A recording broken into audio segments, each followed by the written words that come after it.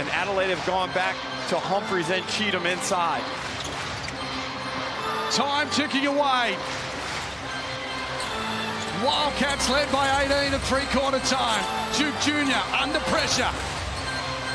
Wagstaff comes for the screen. Duke Jr. in front. Swatted away. Big swat away now.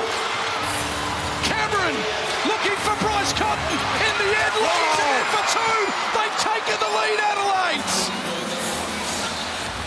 13 to go. Duke Jr. out towards Wagstaff. Doolittle, 6 on the clock.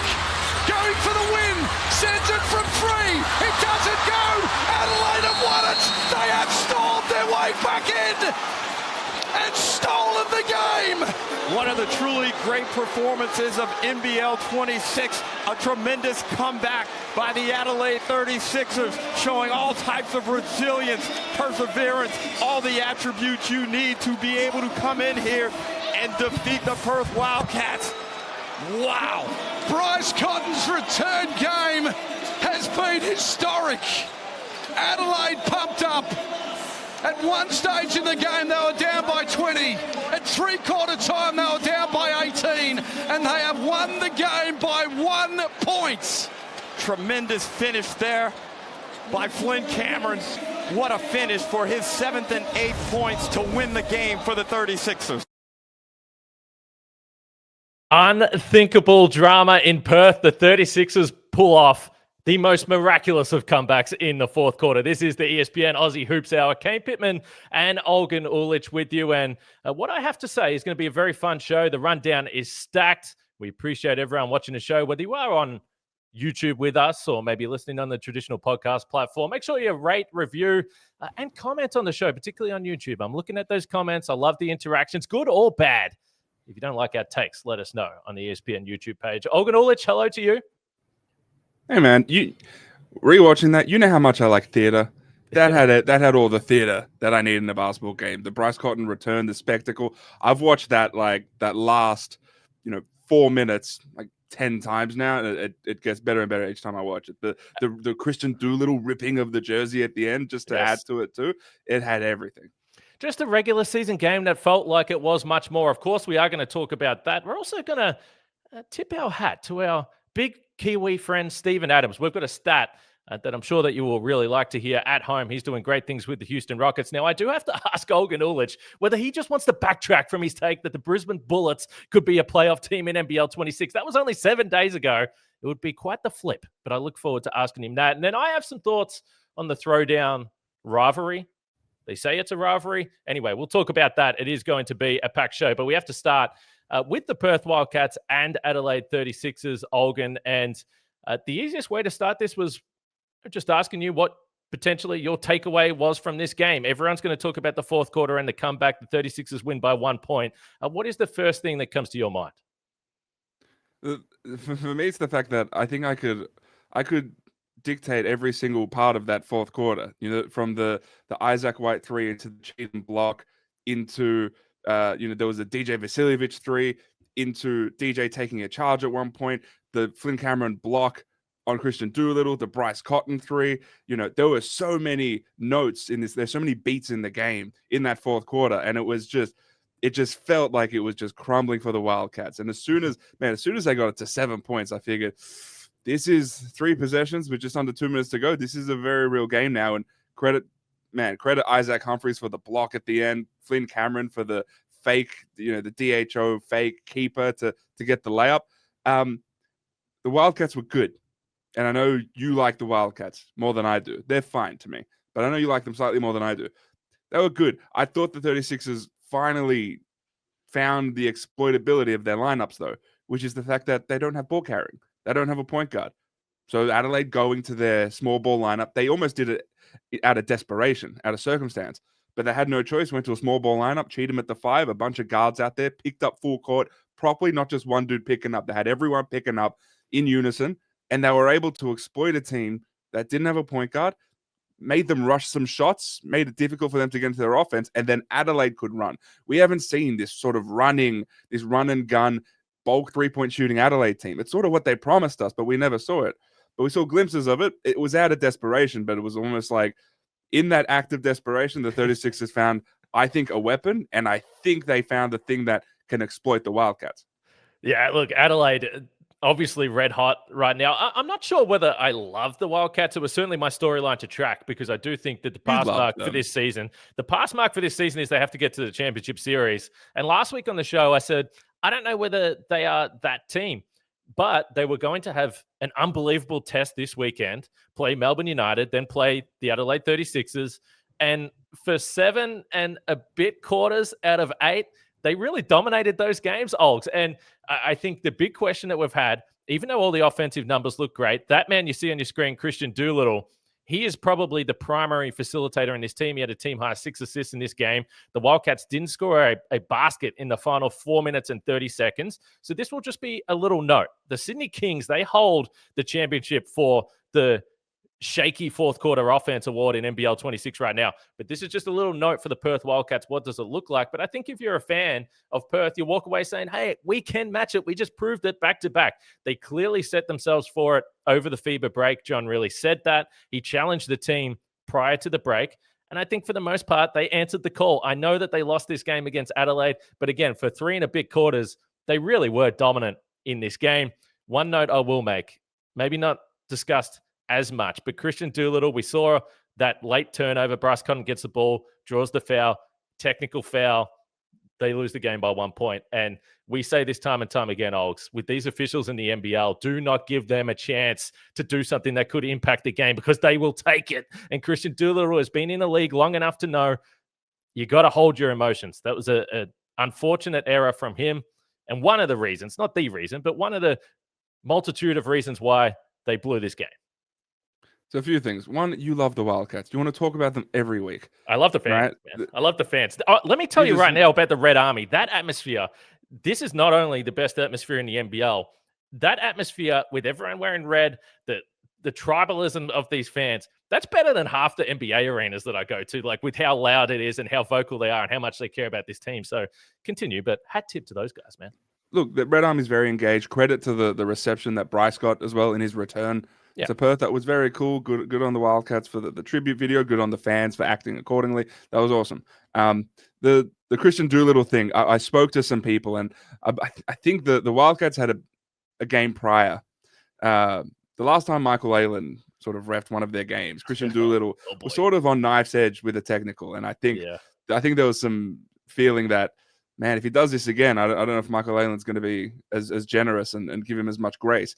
And it got to a point where I think Christian Doolittle said some of the magic words, and you could see Ken Widgeon sort of give him that extra technical, just like the way Ken Widgeon sort of made it out was like, yeah, you got a technical for what you just did. So and there was no appeal. I think there was some issues with the no call when all of Adelaide's guards helped down on him and sort of had him across the arms.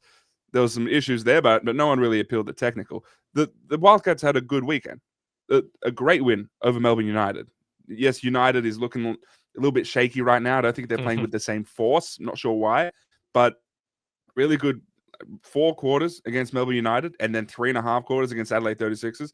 The top 2 teams in the NBL. Is very good weekend. And I think the Wildcats figured some stuff out.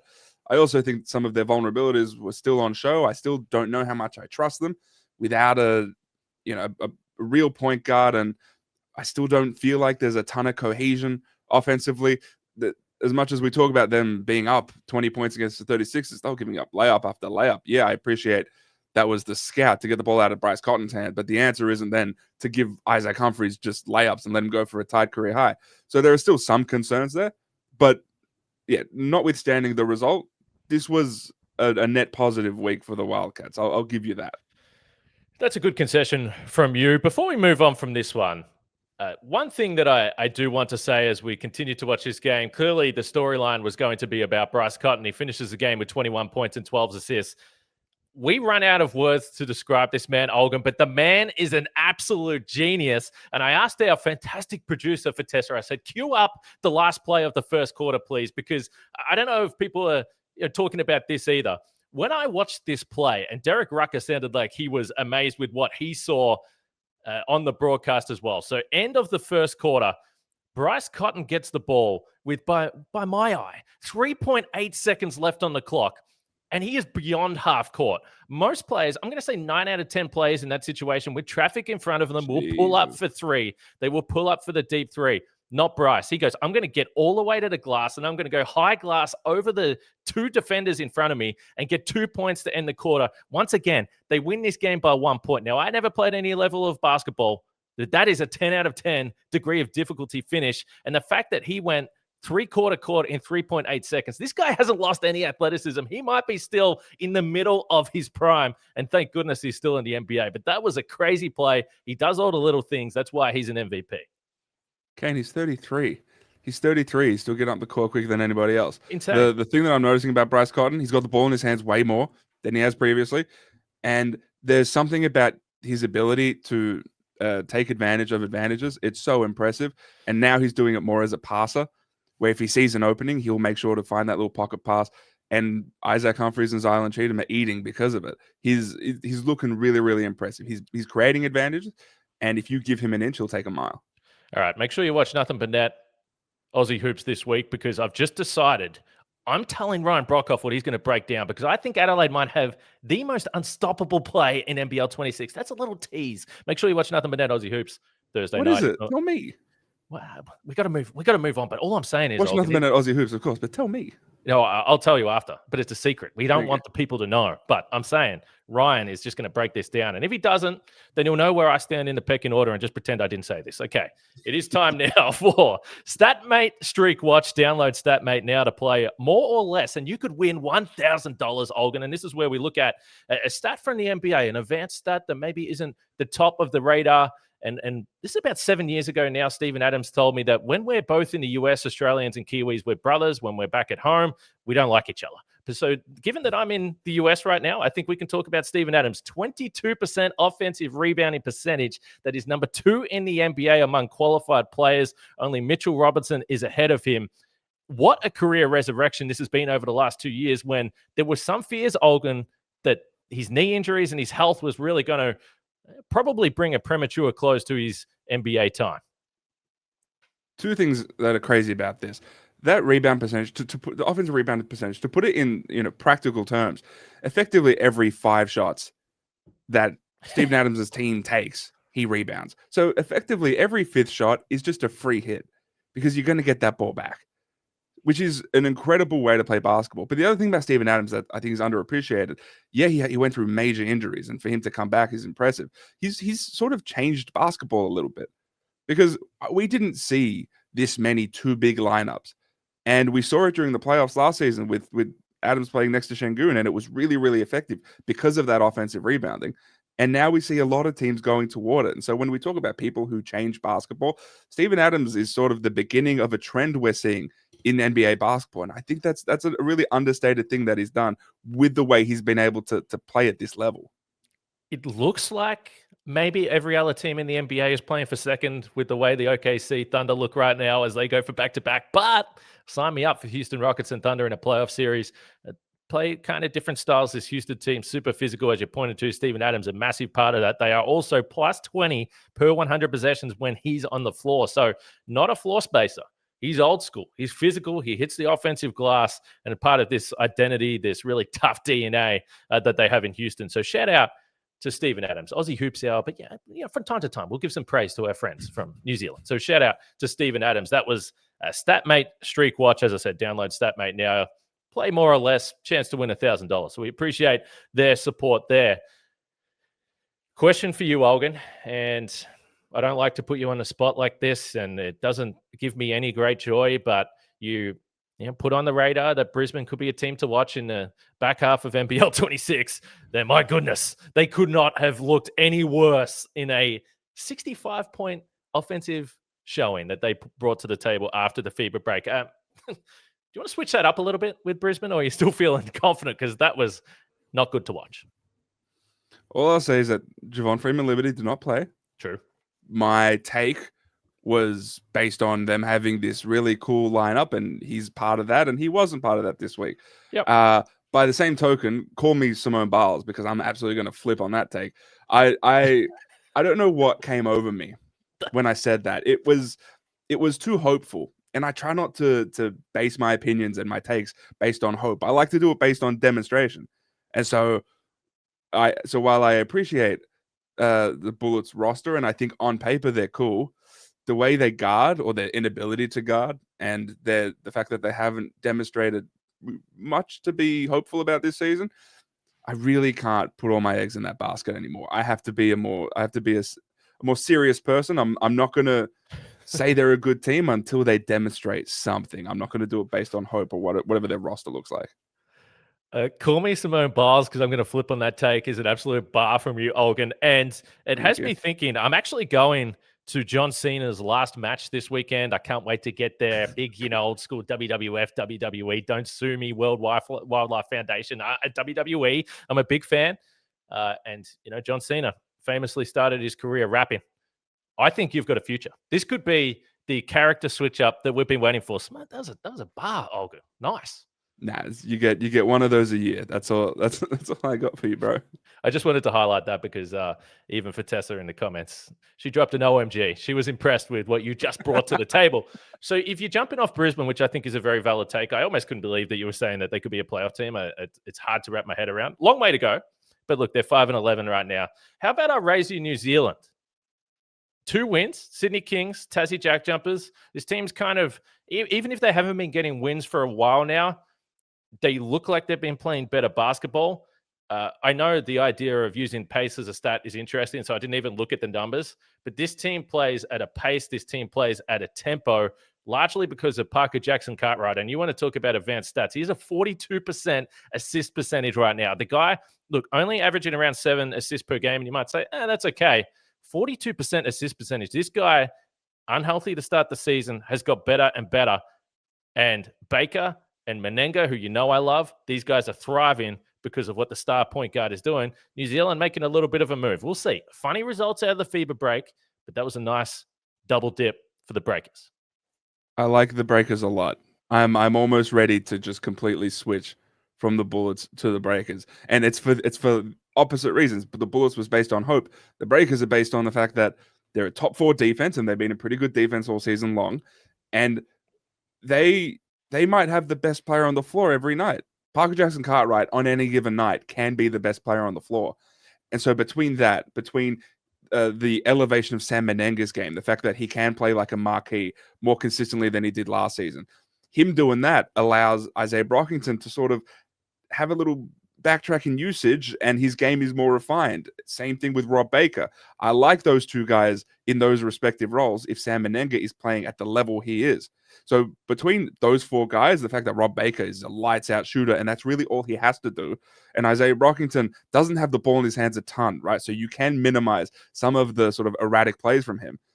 All of a sudden, you have a really talented starting 5 that has Kareem Lopez, who's shooting the ball at a really high level and is an athletic and physical point of difference. And now you have Ty Webster coming off the bench. And that changes this team so much, because before, with respect, it was Taylor Britt coming on, and it was do no harm. We need Parker Jackson Cartwright to get a bit of rest. Taylor, go on, do no harm. Now it's Ty Webster can come on, and he can make an impact. He sort of elevates the rest of this Kiwi bench a little bit.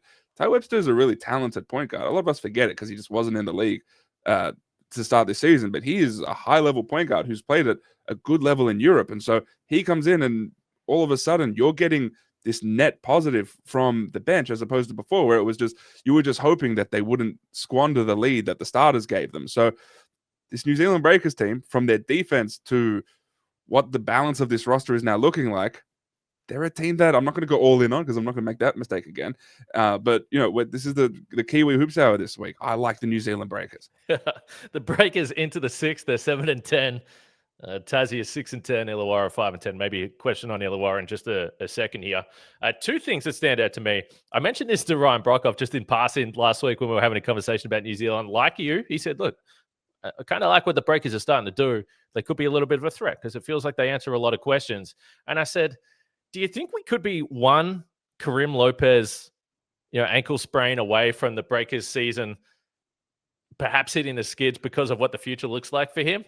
And the only reason I say that is because there is history with guys that are projected where he is. He's getting better and better. He's playing some great basketball. I wonder if there's any conversation about whether they want to shut him down. We know that the NBL finishes in February, so you've got plenty of time before the draft. But we're talking about a life-changing situation he's about to go through. I think that he's more than proved that he's capable of. He's had some big games here in the last few weeks, and I think he's sneaking important to what this New Zealand Breakers team is doing. Do you see? Have you heard anything at all around this? It's always a question that comes up, and we hope that it doesn't happen. I want to see him play all season. I do just think he's an important player. I haven't heard that. And I think one of the things that may make me feel as though he wouldn't shut it down is because he chose to stay in the NBL as opposed to taking the NIL money. He could have had upwards of 2-3 million US net to go play in college, but he chose to stay in the NBL because I think he sees the value in it. The flip side of that is, if you notice every week you see a sort of injury update from the New Zealand Breakers, and it's always Karim Lopez's graphic there, and it's them listing the fact that he had some sort of ongoing back injury and that he's on a minutes restriction. Now, my feel is that that's just to sort of lower the expectations. So NBA scouts are looking and thinking, oh, he played less minutes. Oh, it's because of this minutes restriction. Or he didn't play too well today. It's because of that. My hope is that this doesn't lead teams to think that, oh, is he just perennially injured? So my feel is that I feel like going the entire season on a minutes restriction for an injury that seems to be prolonging and then shutting it down for a pretend injury, it just probably doesn't look good on paper. So my guess is that he wouldn't do that. My feel is that his decision to stay in the NBL is reason enough to believe that he would finish the NBL season, assuming the Breakers go all the way. Yeah, hopefully he does stay around because, as I said, he looks like he's getting better, stronger, physically, more physical, playing through that contact, finishing at the basket. He's awesome, man. I knew he was more good confident with the plus 40%. It's great. Yeah. No. I mean, he's in a very good spot. Hey, last one I've got. Russell Westbrook, I would say, is the the originator of the too small. I don't know if that's true or not, but when I think of the too small celebration, I'm thinking Russell Westbrook. Real attitude, little guy scoring over big guys. And Ty Webster, man, he gave Ben Air the too small, and he is I don't think you should be able to do it to a guy that is significantly smaller than you. It kind of defeats the purpose. We know he is too small. Yeah, Ben is just kind of little relative to his peers. Yeah, that's fine. That's just descriptive. That's not even like an insult. That's just like, hey man, just remember you're little relative to your colleagues here. I saw that and I was like, I'm going to bring that up because I don't think that's how the celebration is supposed to work. But anyway, good to see. What do you think about Wes Iwundu? Wes Iwundu backed down Chris Golding in the post, gave him the too small after that, after like a turnaround jumper. Yeah, that's Golding. I think there was a bit going on. There was the Phoenix players were calling for some other stuff. I want to get to the throwdown a bit, but anyway, in general, let us know what you think. Too small? Can you do it to someone that is significantly smaller than you, or does that defeat the purpose? Hey, really quick, I've kind of been strong on Illawarra that I think they're not a title team this year. This was a pretty bad loss, and that's underselling it to the Cairns Taipans. No Jack McVay. Season. Yeah, the Snakes were red hot from the outside. Are you putting a line through them? And if you do, then that means that you're talking about New Zealand, Tassie, and the teams above that are fighting for that play-in. I think so. The Hawks have the talent that on any given night they can just go and get enough buckets to win a game. We saw that against the Phoenix, which they almost squandered, obviously. But they have enough guys who you can sort of throw the ball to, they can go and make a play. I just don't think there's any cohesion. I don't think they played very good team basketball. It's a lot of hero ball. I don't think they guarded at any sort of requisite level to be competitive in the NBL. A lot of that has to do with JaVale McGee and the fact that he's super exploitable on that end. But it's just a team that has no cohesion on either end. It's just a lot of individually talented guys just doing their own thing.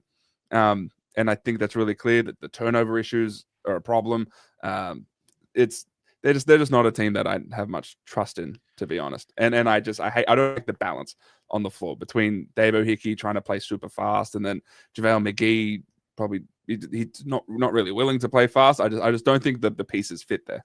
Yeah, they lost by 40 plus to New Zealand earlier in the year, and they're home floor, I believe it was. So they've had some bad losses across the year. They're now 5-10, as I pointed to, and yeah, it's just not looking great for the Hawks as they were trying to defend their title. Feels like a long way back, even if I know there's some talk about Sam Froling, but then how does that work with JaVale? So a lot of questions for Illawarra, just not the complete team that they were last year.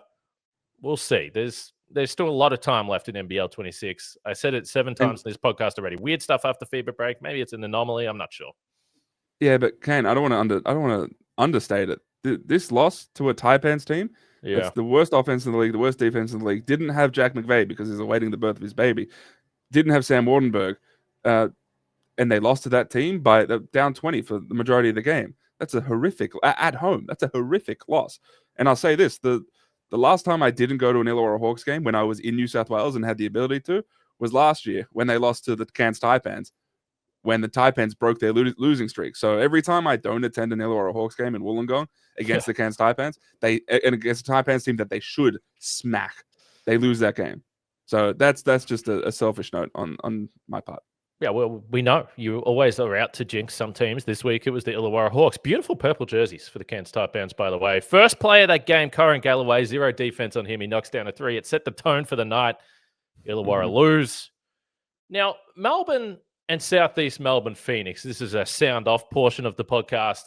I floated this with you last night to see if there was any bites there. The throwdown, we hear about it. Throwdown 32 or 33 now we're thinking about. So these two teams have played a significant amount, and it's always billed as a rivalry, and I get it. Everyone is desperate for the Melbourne Tigers, Southeast Melbourne Magic days, where there was genuine hatred of each other. There was blood spilt on the hardwood. That is a rivalry. Perth Wildcats, Melbourne United, that is a rivalry. I even would say Sydney Kings, Illawarra Hawks, we've seen some real spice from those teams, and two teams playing in games that really matter in the last few years. I just don't know whether the throwdown is a rivalry yet, largely because Melbourne United has utterly dominated these two teams. Now, the Phoenix really needed this win. Melbourne United has some problems. We'll get into that. But as I was watching this game, there's a little bit of push and shove, and it's always hyped up, and this means something. This is great. These two teams hate each other. Maybe it's the turnover with the Phoenix as well. Maybe it's the fact that they're still relatively new in the league. But to me, maybe it's coming in a couple of months' time here, a playoff series. But I just sit back and I go, what are the memorable moments from the throwdown? The only one I can think of is Mitch Creek dunking on Daly. Other than that, there really hasn't been much else that has happened. I'm not calling this a rivalry yet. Maybe in the future. It just doesn't have the sting in the tail for me, Ogs. I mean, you mentioned it. I feel like they need a playoff series before They had one, but there was no fans. Into that sort of territory. Because it was we had one during the COVID times, but it wasn't. But those games were played in Sydney. They were really awkward. But that's when I felt like there was a bit of animosity there, and that was because it was the Mitch Creek Phoenix and the United, and there was like the Mason Peatling incident. So there was some legitimate angst between those teams. Now I don't really see it. I look at I've been to a bunch of throwdowns. But I get there's more feel in the building when it's Melbourne Illawarra. And that's because they went through a hard-fought championship series. There's Melbourne, way Tassie. more feel. Melbourne Taz. There's way more feel when it's Melbourne Perth. Yep. Think of their series last postseason. So there's way more feeling in some of these other games. I appreciate the branding. You have to push the throwdown. I think this was throwdown XXXI. I think they avoided using throwdown XXX for the last one for obvious reasons. But yeah, I don't feel it. Right. And again, part of it is the Phoenix have been the little brother, and this was a really good win for them. They've beaten a lot of good teams now. But yeah, until they're in a playoff series that's hard fought, there's some real sort of action there and tension. I don't see this as one of the NBL's. I don't think it's a top 5 rivalry in the NBL. Totally agree. That doesn't mean that it's not coming, and there could be moments. And I will hear people say, well, Angus Glover and Nathan Sobey, a bit of push and shove. Mate, those two guys will push and shove on any day ending with the letter Y. They do not need to play Melbourne United to get irrationally angry about something that happens on the basketball court. This team plays with attitude. I like the way they go about it. And as I said, they really, really needed this win. But very strange stuff from Dean Vickerman at the start of this game. They pretty much overhauled their whole starting lineup. 3 guys come out. Before I ask you about this, let's hear from Dean Vickerman post-game about the changes he made. We moved forward, and they all played a lot of minutes. It was just one of those things to say, hey, let's try something different. It didn't work the other night, and sometimes you just got to throw a lightning rod out there and see if it creates a spark. This was almost another part of this, Olgun, because if this is a bloodthirsty rivalry where there is no chance in hell you want to lose to this team, you're not benching 3 of your best players. Now, I know that they still played minutes. Jesse Edwards only 16. Milton Doyle was around 28. CG apparently coming off illness. He only played 22 minutes, and they were coming back from Perth. But I don't think you're messing around if this is a true rivalry. And it was just a bizarre thing to see when you watch this game. And the final question I have for you here, if you've raised potentially the idea that Dean Vickerman is kind of messing around a little bit this year, that was potentially a thought that you had. What did you think when you saw this, though? Because I'm listening to Gazy and Copes, two guys that know what impact this can have, and they seemed a little puzzled by it all. It was very bizarre. It was. When I talk about United sort of experimenting with lineups, these are in games that they had been dominating, and they had been dominating a lot of games, right? They had been the clear-cut best offense, best defense in the league. They were blowing out teams, and so you could tell that Dean Vickman was just throwing lineups out there, just seeing what works, testing combinations. Now they're in a little bit of a hole. There's some adversity, so I don't see this as experimenting. I see this as, all right, like we've been, at the top of the mountain for so long this season. Now we're facing adversity. He's almost, it feels like he's almost trying to fast track the idea of overcoming that adversity. So it's all right. Like, if we're going to lose a game in the manner we did against Perth, then I'm going to go to the nth degree to make sure that we respond accordingly. And unfortunately, it didn't work in this game. I appreciate the idea of sending a message and benching starters, but benching 3 starters feels a little bit overkill. But yeah, United's just going through a little bit of a cold streak right now. I think it's sort of some downplay from Tyson Walker. Chris Golding's been ill, but he hasn't been playing well over the last couple of weeks. They're just not playing with the same force, and I feel like that's where they're missing Shayeli, because he's someone who you don't have to ask to play with force. And so I think he's someone who can guide the rest of the group. Right now, they're relying on Tyson Walker to be that barometer, and he's not quite doing that right now. So it feels like they're searching for someone to allow them to play with the physicality and, defensive pressure and force that they had been to start the season, and they're not quite getting it. So we'll see if they're able to sort of motivate those elite guys to lead from the front like they had been to start the season. Yeah, Dean is a non-negotiable coach. You know that. You've been around this team. I've had a chance to speak to him. You always learn something when you have a conversation with Dean. And it doesn't matter who you are. The standards are the standards. He clearly felt that there was a little bit of slippage in that game against Perth coming off the break. So that was the message he sent. I assume all 3 of those guys start again this weekend. The final point I'd make, Chris Golding, man. I know that he had that scoreless game against Perth and he was under the weather, as Dean said. They need to do whatever they can, because I think Melbourne's going to win enough games to probably still finish top 2. So it's probably going to be totally fine. They need to do whatever they can to ensure that he has the legs in the postseason, because I still just think that he's so important to this team, and then Shayeli as well. And they can still win a title. But man, it's interesting times. The middle season malaise for Melbourne United, coming off 2 seasons in a row where they probably should have won the title and they didn't. They're in an interesting spot, and Dean was clearly trying to send a message. So fascinating stuff, but overall, not too much panic about Melbourne United at this stage. Hey, let's wrap this thing up, Olks. And you're sticking around in studio. Just let us know what you're doing. What should we keep an eye out for over the next couple of days? Yeah, we have a panel coming in. I wanted to have a long-form discussion to talk, one, mid-season. We're in the middle of the season. Let's temperature check every team. And then also to have an in-depth discussion about some of the issues that the league is going through, some of the challenges that they'll face in order to keep up with world basketball. These are conversations that a lot of us have on background and with players, with GMs, with coaches, not just in the NBL, but in the NBA and around the world. They're conversations that I want to bring to the fore. And so I'm bringing in a bunch of experts, and we're going to talk through things like NIL, the challenges recruiting imports, expansion, what that could look like. Is the league ready for it? Can a trade period work? So things like this that we touch on sometimes, but we don't have in-depth discussions on. So I've got a really cool group of people coming in to talk through all of this stuff. So stay tuned for that, the NBL panel on ESPN. Love it. Check it out on the ESPN YouTube page, I assume, at some point in time there. And make sure you watch this podcast, get involved in the comments, do everything else. And remember, people, for myself, Kane Pittman, and Olga Nulic, this was the ESPN Aussie Hoops Hour. If you want to change your take, it's okay. Call yourself Simone Biles. You can flip that take. We'll see you next Tuesday.